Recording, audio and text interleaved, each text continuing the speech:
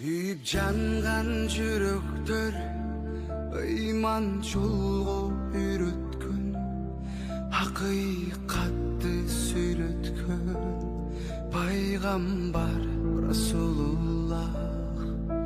Туура жолду баштадың, артка кадам баспагын, Аллахты айтып мактады Мухаммад Расулуллах.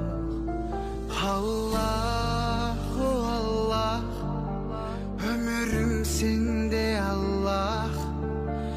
Allahu Allah, la ilahe illallah. Allahu Allah, berimin çeksiz Allah. Allahu Allah, Rabbim Allah. Salamım sana ya Resulallah, yüzün vurmağa ya Resulallah. Dileğimsin, dileğimsin, ümitimsin de ya Resulallah. Salamım sana ya Resulallah, yüzün vurmağa ya Resulallah. Dileğimsin, dileğimsin, ümitimsin de ya Resulallah.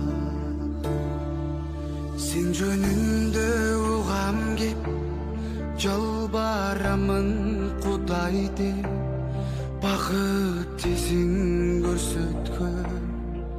Sen улусуң Мухаммед, ал жолуңду бузам деп, жулунганга ызам көп. Ойлоп жатып өзүңдү, түш көрөйүн Мухаммед. Аллаху Аллах, ömrüm sende Allah. Allahu Allah, la ilahe illallah. Allahu Allah, berimin çeksiz Allah. Allahu Allah, Rabbim Allah. Salamın sağa ya Resulallah, yüzün vurmağa ya Resulallah. Dileğimsin, dileğimsin, ümitimsin de ya Resulallah. Salamım sağa ya Resulallah, yüzün vurmağa ya Resulallah.